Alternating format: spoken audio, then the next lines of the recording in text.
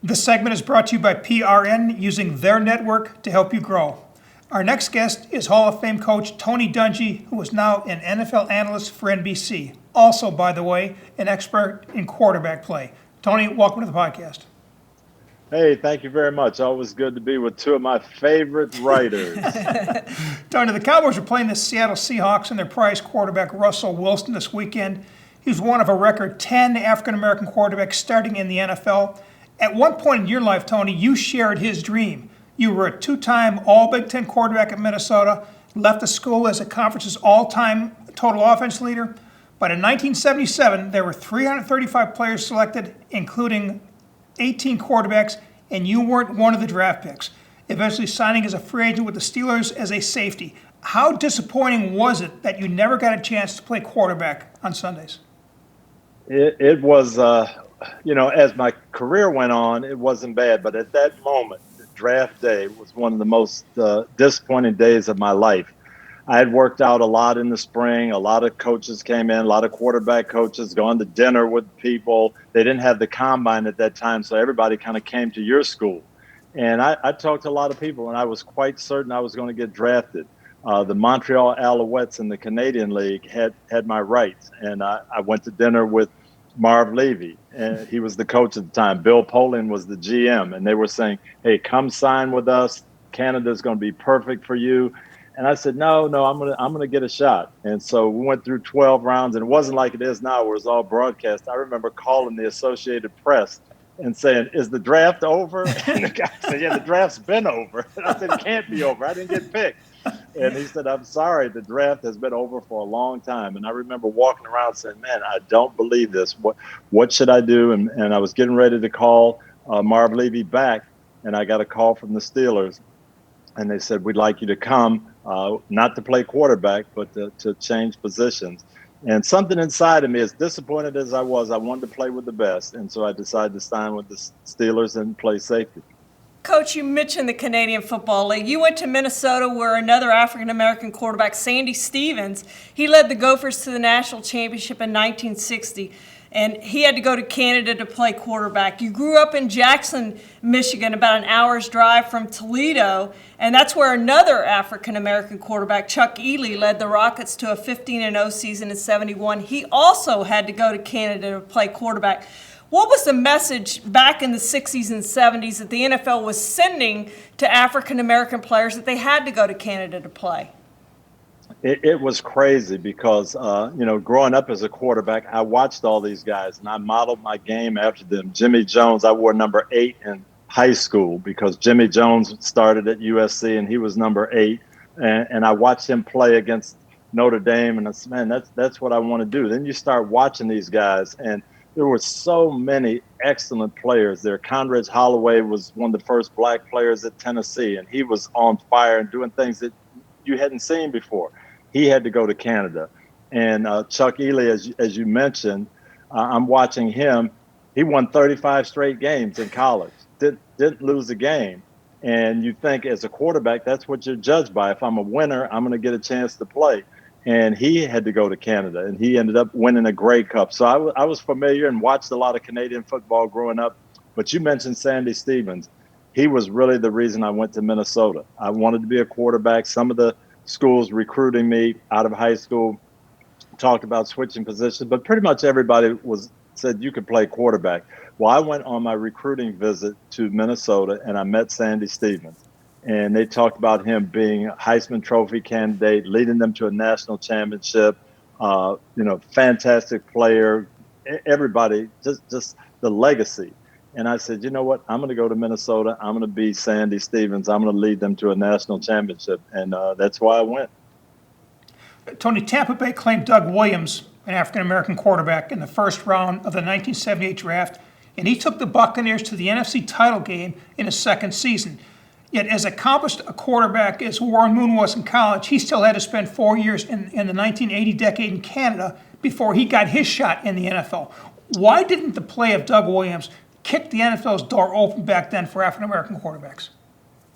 Doug was kind of an anomaly, and I'll tell you a story about that whole draft.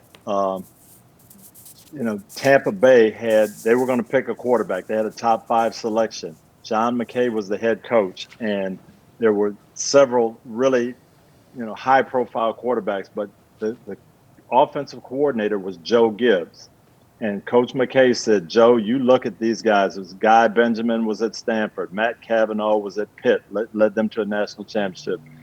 And he said, go out and look at all the top quarterbacks. We're taking the quarterback. You're going to make the first pick. And Coach Gibbs came back and told John McKay, the best quarterback in the country is this kid from Grambling, Doug Williams. And they took Doug Williams, and it shocked the whole country to take this guy from Grambling, kind of unknown, above these star players that were at Pitt and Stanford. But that was Joe Gibbs, and he was looking for the best player possible. And Coach McKay had Jimmy Jones and had African-American quarterbacks at USC, so it wasn't a big thing to him. Tampa took Doug Williams, and you're right, in that same draft, Warren Moon, who had lit up the country. I played against Warren Moon the year before. We played in a game. I was quarterback in Minnesota. He was quarterback in Washington. I was leading the Big Ten in passing. He was leading the Pac-10 in passing. We had a shootout. They beat us. And I had to change positions. I don't know if they asked Warren to change positions either, but he decided to go that route. He said, I'll go to Canada. And he won 3 or 4 Grey Cups and then came back. But it was at that point in time, if you weren't prototypical, and Doug Williams was 6'4", 220 pounds, strong like an oak tree, rocket arm. Warren had a lot of those qualities, but if you weren't that prototype, the NFL wasn't looking for you at that point. And it's sad, but Warren had to go out of his way, play 5 years in Canada to show that he could play in the NFL, and it was just sad. This freeze on African-American quarterbacks really started to thaw in the late 1980s with the success of Moon and the emergence of Randall Cunningham in Philadelphia, and then Williams becoming the first black quarterback to win the Super Bowl. By that time, Coach, you were in the NFL drawing a paycheck, but what changed at that point for African-American quarterbacks that teams started to recognize they could play? I think Doug winning that Super Bowl in '88, I think that was a big part of it. But what really reshaped the landscape to me was Michael Vick. I remember in 1993, Charlie Ward, and I'm sitting in Denny Green's office and saying, we got to take this guy. This is Joe Montana. And he was a special athlete. He was a leader. He was a basketball player. And everybody was saying, well, he's going to be a number 1 draft choice in the NBA. If you don't take him really high, he's not going to sign. And to see Charlie Ward win the Heisman Trophy and not get drafted, it just hurt me. But again, Charlie wasn't prototypical. He was thin body. He was 6'1", and it wasn't what the NFL was looking for. But I promise you, he would have been Russell Wilson. He would have been everybody that you see, Pat Mahomes, before all those guys. So he didn't get picked. But then Michael Vick got drafted and kind of lit up the NFL with athleticism and a different kind of quarterback play. He was 6 feet tall, and he was fast, and he did things that we hadn't seen at the quarterback position. And I think that is what really showed NFL people, if we think outside the box a little bit, some of these things that these quarterbacks can do might be hard to defend. And that's when it really started opening up, I think, and people started saying, you don't have to be 6'4" and a pocket passer. We can still utilize you. And that's when the floodgates kind of opened up. Tony, you talked about the prototype, and I think for the longest time the prototype was Terry Bradshaw. 6'3", 230 pounds, tall enough to see over the blockers and the rushers, and thick enough to withstand a hit when he got it. Regardless of race, you were 6 foot, 188. You didn't fit the profile. Michael Vick comes in, he's 6'1". Now Russell Wilson wins the Super Bowl at 5'11", and Kyler Murray is the face of the Atlanta franchise at 5'9". When did the height stop being a factor in the quarterback position? You mentioned Vick, but it had to be, he was an anomaly. He was an anomaly, but what it showed people is, and to me, this is what made Bill Walsh great. Walsh looked at people and it's, hey, what can you do? Let me take advantage of what you can do. So Joe Montana wasn't prototypical and Steve Young wasn't prototypical, but Bill tailored his offenses to what they did well and gave people fits. And so now you get Michael Vick come in and he's not prototypical, but he's running around and creating all these headaches. And I think people said, you know what, let me look at what guys can do and not have to fit them into my peg or my round hole. And so you started to see different types of attacks, and now utilizing the things that the guys could do. And Cliff Kingsbury comes in. Hey, I ran this offense in college. Kyler Murray is perfect for what I want to do. Let's draft him with the first pick. And now we're seeing that when you tailor that to some of the athleticism that these guys have, it's phenomenal. Lamar Jackson, what were the debates about him? Well, he's dynamic and he's this and that, but he'd probably be better playing another position. No, we can tailor our offense, and they've done a tremendous job of saying, here's what he does well, and we're going to give people headaches. So I think it's just the NFL coming out of that, that box of everything has to look like this to what makes people tough to defend. Coach, 3 of the last 5 NFL MVPs have been African-American quarterbacks, Cam Newton, Patrick Mahomes, and Lamar Jackson. If we were going to reward one after the first 2 games of the season, I think everybody would say it's Russell Wilson. How exciting has this been for you to kind of see this development over the last few years? I have loved it because I think that's what makes the NFL great. When you utilize all the talent that's available, that's what makes the game better.